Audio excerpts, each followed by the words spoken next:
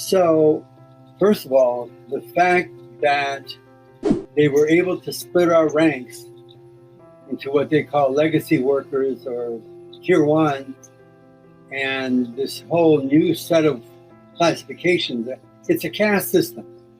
We talk about the caste in India, so we have a caste system in what's been done through the companies to us, so that the idea that workers are coming in and making $16.50 an hour, and that's supposed to be quote unquote a middle class job, is nonsense. I think that we can all agree, all across the board, that we're not treated correctly. We're underpaid. The retirees have been left in the dust for many years because we were repeatedly told we couldn't fight for them. We now know that that's not true. It's not a mandatory subject, but we can fight for them. Temps, we've got to get them at least in progression quicker than they are. Wiping out two-tier, which I might add is more than two-tier. We have a traditional pay, we have an in progression pay, we have a temp pay.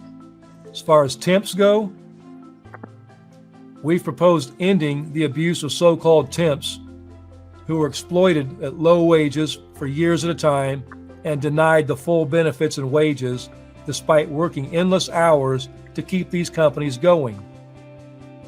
Temporary workers should be converted to full-time after 90 days with full pay, benefits, and profit sharing. Ford is now proposing the conversion of all current temps,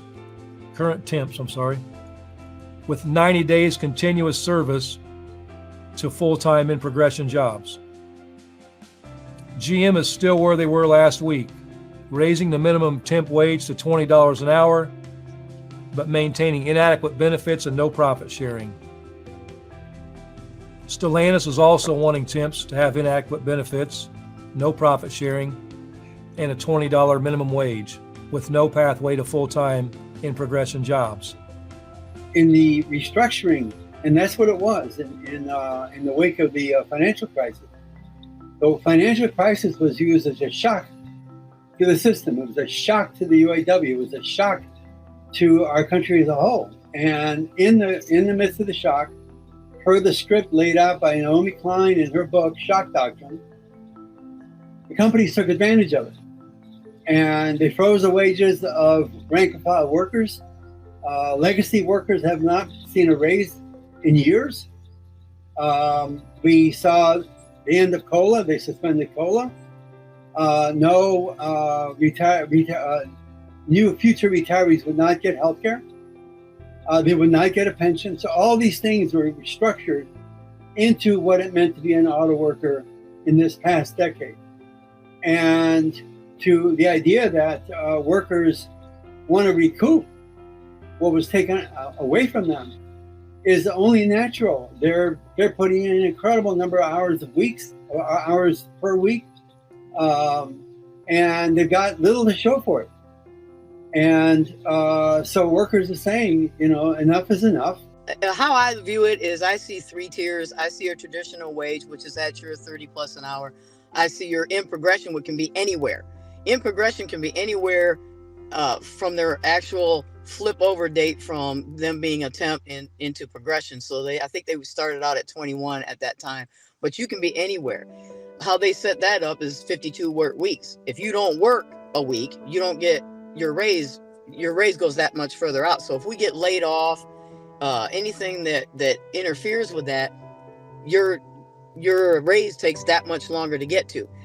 And then you have your temp pay. So to me, that's three tiers. I know the management doesn't like to look at temps as a tier, but they absolutely are. Is UAW prepared for a long strike?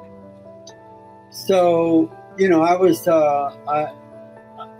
when we had the 40-day strike at GM in 2019, I thought it was really extraordinary that workers were really determined then, even under that leadership, to fight for a stronger contract. And I was particularly impressed by the seniority workers, the legacy workers, how much they were coming out to the picket lines. And they came out to the picket line on my plant, determined to bring up the second tier and the contract workers to their status, and which to me was the kind of labor union solidarity that you're looking for. So I witnessed that. I mean, it was very evident. And in the case of my plant, we had Ford workers, we had Chrysler workers who came and joined our picket line. And, it got pretty frosty by December. And I'll be damned if workers weren't absolutely determined to continue to see that struggle through. And I think that they probably were a bit disappointed with the results of that strike. But that's in a lot of people's memory. And so that's kind of like, yeah, we've gone through that experience and we know what it's like. But we have leadership now that's really more determined than it was then. We're going to be doing things differently this time around. First of all, for the first time in our history, we may strike all three of the big three at once. Our message to the companies was clear. If we don't have a fair contract by midnight on Thursday night, we will strike. The second big difference is the way we're going to strike is going to be very different. In fact, we're inventing a whole new way to strike, and we're calling it the stand-up strike. The name stand-up strike, of course, recalls the movement that built our great union, the sit-down strikes of 1937. Just as in the 1930s, we're living in a time of stunning inequality throughout our society. We're living in a time where our industry is undergoing massive transformations. And we're living in a time where our labor movement is redefining itself.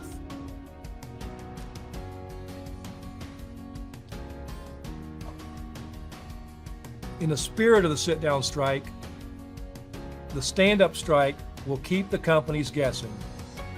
It's going to rely on discipline, organization, and creativity.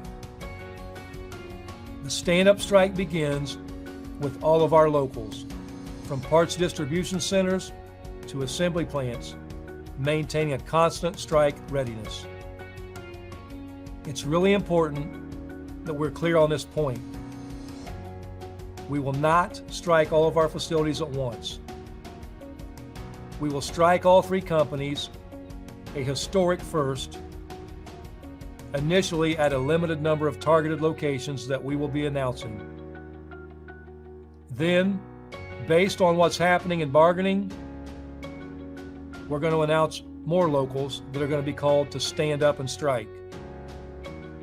These locals will join those that are already on strike so that our strike at each company will continue to grow over time. More workers, a lot of times have to go find other work while they're striking.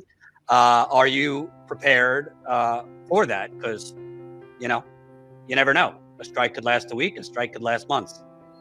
Well, we're doing our best to make sure our members are prepared for that. I'm certainly prepared for that.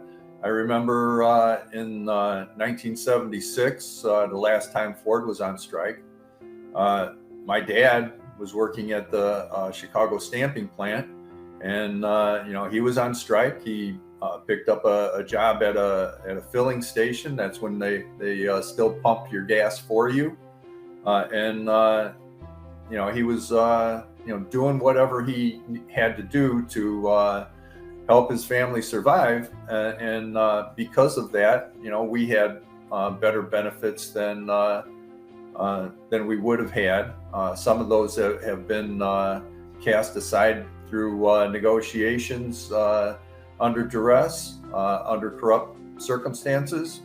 But now it's time for us to fight to get those things back. To me, the health and safety of us breaking our bodies down due to long hours that are mandated and whatnot, I think that should be, health and safety is a big strikeable issue. Economic gains, things like that. These are legitimate reasons to go out on strike. We're not just going out on strike because President Fain wants to pound his chest and show off. He has the right idea. He's doing the right thing. The membership is behind him, I believe. They might not be 100% in agreement with everything that he's doing, but like I said, I think we can all agree that going out on strike it's warranted, especially across the board, all of the big three, not just GM. You know, I think everybody in every auto of the big three is willing to go out, and I think they back Fain on that. Gave up a couple of 3% raises during the Great Recession. We also gave up cost of living allowance. At the time that we gave it up, it was 99 cents an hour, which got taken away. We had a wage reduction when we gave up COLA. And that 99 cents an hour, if we had just frozen COLA, that's $2,080 a year without any overtime. So we've given up a considerable amount, and we've also been our wages have been stagnant. We went an entire decade without a wage increase, and then in the last contract we had 2-3% wage increases. So our wages have been falling as compared to inflation. And, it's time for us to get what we deserve that can keep a lifestyle for the working class that allows us to, have a little bit of leisure time and enjoy our families and friends a little bit too. And I know you're at Ford, but I'm sure you saw recently that the COO of Stellantis wrote a letter to you guys basically telling you to get real in your demands while he was, I'm picturing it, lying on a hammock, drinking a margarita at his second mansion in Mexico. That's a pretty good symbolism for the entire class war of the last 40 years. But what do you think about that? I mean, these are millionaire executives who are not on the factory floors, that's for sure, essentially telling you all to get real while they're just vacationing for 2 weeks.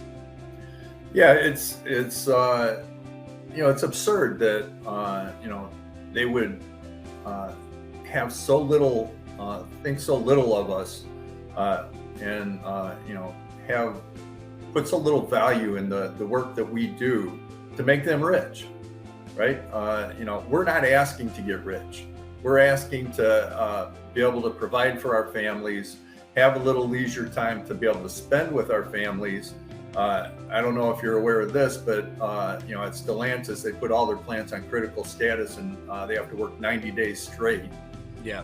Our plant just got a call the other day, the day before yesterday, that production is going to be required to work 11 and a half hour shifts. And that's just grueling work. Do you think that this could kind of have a domino effect if there is a strike? Even if it's not physically 150,000 workers, you get 30, 40,000 workers across the country physically out there. Canada workers might be going on strike at a similar time. Could that have a domino effect for other industries, other workers, and the entire country? So I think that we're kind of already into a domino effect. We had the John Deere strike, we had the Volvo strike, we had a variety of strikes, and just talking about UAW, but elsewhere. And there seems to be an emergence of a working class movement. And that will have an incredible spillover. At midnight on Thursday, tomorrow night, we will be prepared to strike the big three using a new tactic we're calling the stand-up strike. The stand-up strike is our generation's answer to the sit-down strike of the 1930s, and it is time. It is long past time to stand up for the working class, to stand up for our communities, and to stand up against unchecked corporate greed.